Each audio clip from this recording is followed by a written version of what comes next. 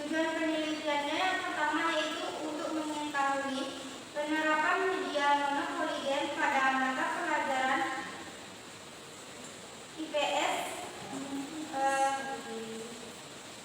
kelas 7 MTSN 07 Kota Padang.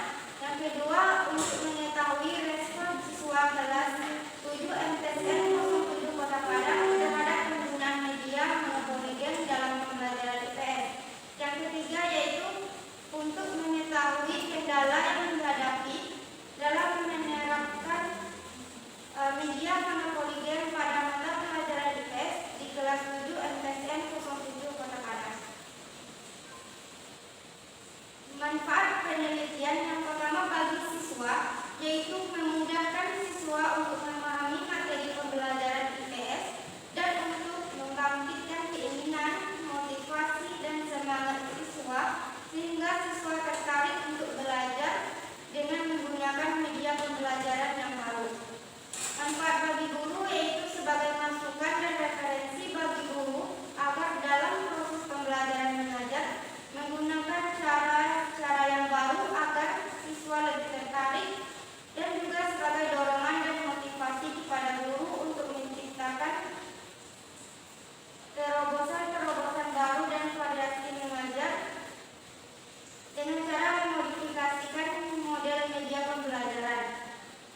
Dan manfaat bagi peneliti yaitu sebagai bekal pengalaman dalam menerapkan media pembelajaran IPS dan sebagai modal dalam penyusunan skripsi untuk memperoleh gelar kesarjanaan S1 bidang studi statistik IPS. Selain itu, hasil dari penelitian diharapkan dapat dijadikan sebagai landasan bagi peneliti lain untuk melakukan penelitian yang sejenis.